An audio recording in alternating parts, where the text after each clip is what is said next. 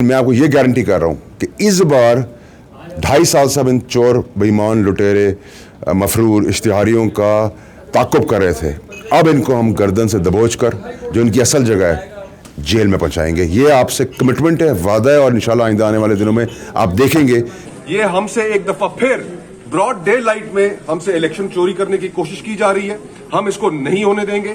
अब्दुल कादिर और साथ में अब्दुल कादिर, इनसे बात करते हैं। सवादी साहब, सच्ची सच्ची बताएं, कैमरे किसने लगाए?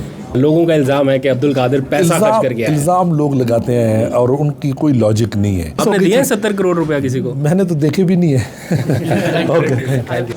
शुक्रिया अदा करता हूँ कि उन्होंने मुझे इस इलेक्शन में एक वोट से जितवा दिया। बिस्मिल्लाहिर्रहमानिर्रहीम, अस्सलाम वालेकुम। मैं हूं अब्दुल कादिर और आप देख रहे हैं आपका अपना यूट्यूब चैनल। आज तारीख है 12 मार्च और दिन है जुम्मतुल मुबारक का। एक और जुम्मा ऑपोजिशन पर काफ़ी भारी पड़ा है।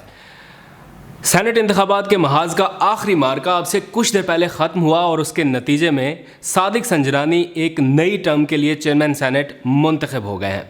इससे साबित ये हुआ कि एक ज़रदारी हमेशा सब पे भारी नहीं होता।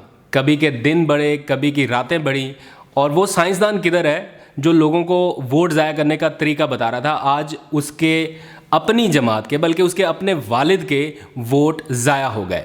अगर ये वोट ज़ाया ना होते तो यकीनन यूसुफ रज़ा गिलानी आज चेयरमैन सेनेट मुंतखब हो जाते, क्योंकि सिर्फ एक वोट का फ़र्क है। बज़ाहिर तो 7 वोट मुस्तरद हुए, लेकिन दोनों कैंडिडेट्स के दरमियान अगर वोट बिल्कुल ठीक पड़ जाते तो 1 वोट की लीड से यूसुफ रज़ा गिलानी जीते।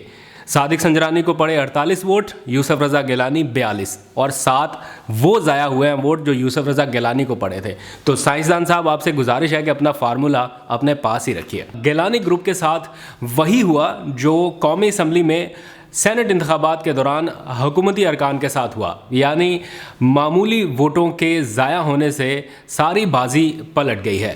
खैर, प्रिजाइडिंग ऑफिसर ने सादिक संजरानी की जीत का ऐलान कर दिया है, लेकिन इसके साथ ही ऐवान के अंदर और बाहर काफ़ी ज़्यादा हंगामा राई देखने में आई। मैं अब से कुछ देर पहले सेनेट ऐवान में ही था, वहीं से सीधा यहाँ पे आ रहा हूँ, और ऐवान के बाहर भी कारकुनान की बड़ी तादाद 2 ग्रुप्स में जमा है। एक गिलानी के हक़ में नारेबाजी करते दिखाई दे रहे हैं और एक गिलानी सब पे भारी और वोट चोर इमरान खान, इस तरह के नारे लगाए जा रहे हैं। और दूसरे कैंप में पीटीआई के कारकुनान हैं जो इमरान खान और हुकूमत के हक़ में नारेबाजी करते नज़र आ रहे हैं। ये मामला जितना सादा दिखाई दे रहा है उतना है नहीं।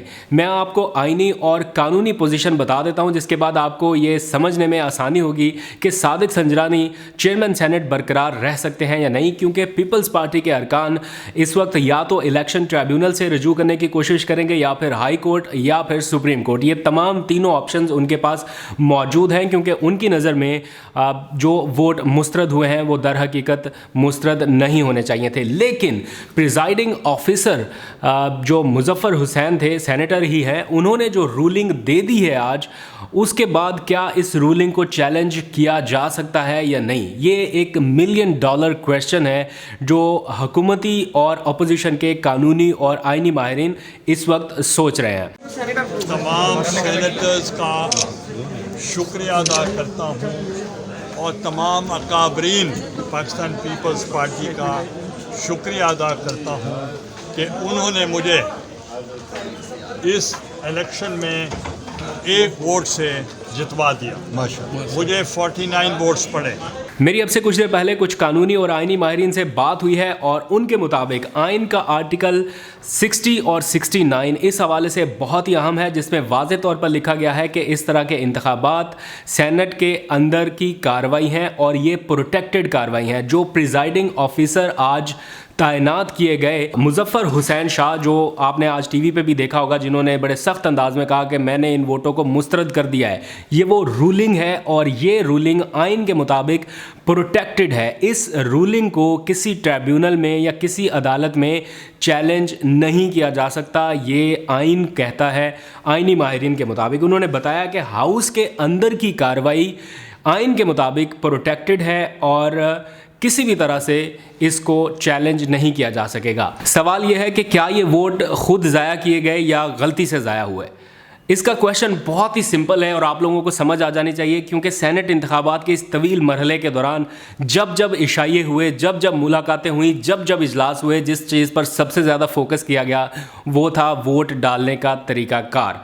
और सब अरकान को बार बार बताया गया, क्योंकि ये पढ़े लिखे लोग हैं, कोई चौथी छठी जमात के बच्चे नहीं हैं जिनको बार बार ये बताना पड़े और उनसे गलती से वोट ज़ाया हो जाए। और ये हर बार होता है, वोट ज़ाया होना भी एक पॉलिटिकल गिमिक्स है। लगता ऐसे है कि इनके हामियों ने 7 वोट बदनीयती से ख़राब किए हैं।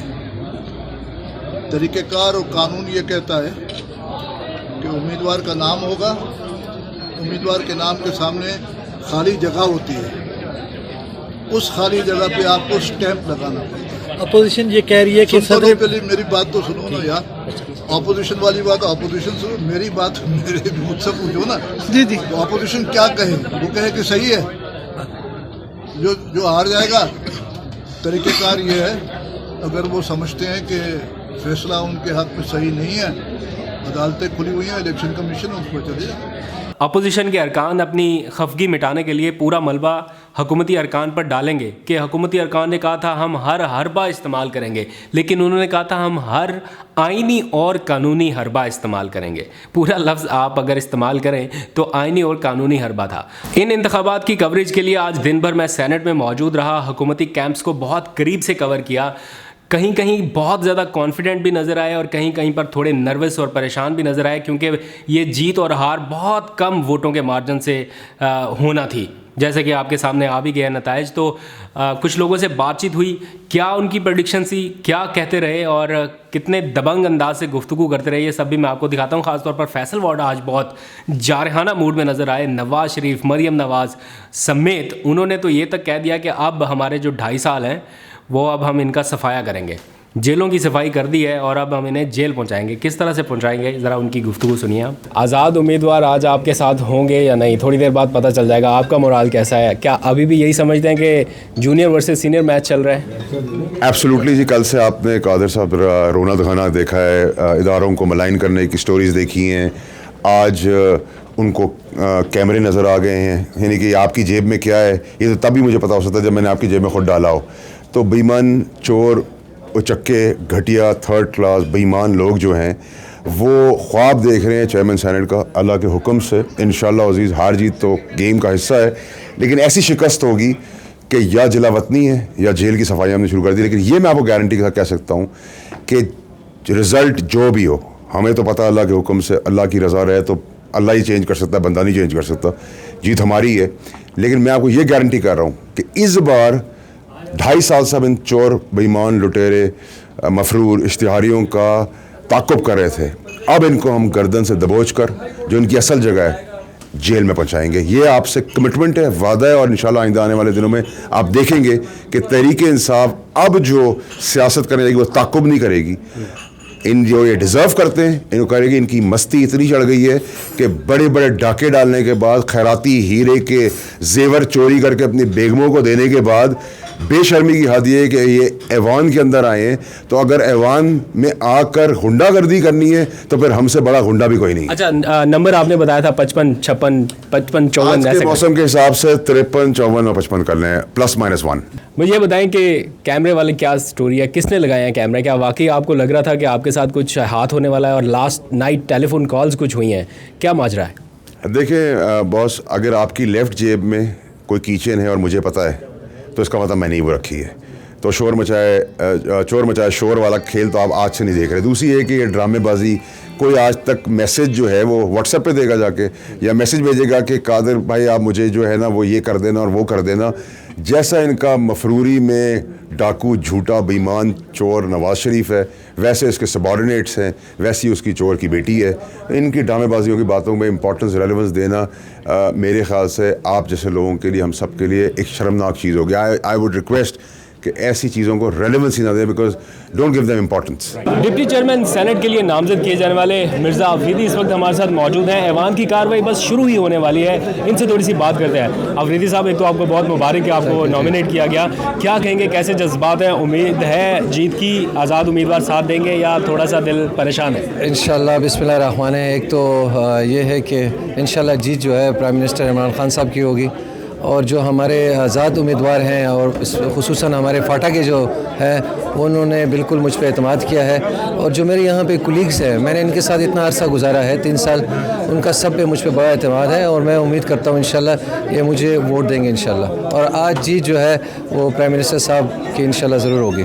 नौमुंतखब सेनेटर अब्दुल कादिर इस वक्त हमारे साथ मौजूद हैं। अब्दुल कादिर और साथ में अब्दुल कादिर, इनसे बात करते हैं। आपको बहुत मुबारक हो, एक तो इंतखाब जीतने की, और दूसरा आप पीटीआई में आप शामिल हुए। अब बहुत ज़्यादा लोगों ने क्वेश्चन रेज़ किया है आपकी, एक तो पीटीआई शमूलियत पर और आपके आज़ाद इलेक्शन लड़कर कामयाब होने पर। जब वो टिकट आपसे वापस ले लिया गया, आपको ये इतला मिली लाइव टीवी शो के दौरान ही, तो उसके बाद क्या थोड़ी डिसअपॉइंटमेंट हुई? आपको बिलीव था कि आप ये जीत जाएंगे आज़ाद भी? नहीं, जब आदमी इलेक्शन में जाता है ना तो वो मेंटली प्रिपेयर होता है मुख्तलिफ़ किस्म के चैलेंजेस के लिए, तो that was part of game. और मैं अल्हम्दुलिल्लाह शुरू से एक चैलेंज टेकर और फाइटर रहा हूँ, और मुझे ज़ाहिर है कि वो एक दैट वाज अ डिफरेंट वो एक स्टेप था, लेकिन आई वाज मेंटली प्रिपेयर कि कोई भी चीज़ हो, मैंने इलेक्शन कॉन्टेस्ट करना है, और कामयाबी तो अल्लाह के हाथ में होती है। आखिरी क्वेश्चन, कुछ दिन पहले आपकी प्राइम मिनिस्टर इमरान खान से मुलाकात हुई और आपने बाज़ाब्ता पीटीआई में शमूलियत इख्तियार की, क्या कहा प्राइम मिनिस्टर ने और आगे किस तरह से चल रहे हैं? Prime minister welcomed me and he said कि आप अपने बलूचिस्तान में पीटीआई के लिए और बलूचिस्तान के लिए काम करें, आप जैसे एजुकेटेड और एनर्जेटिक लोग चाहिए ताकि वो आएँ और पार्लियामेंट्स में अपना अपना रोल प्ले करें।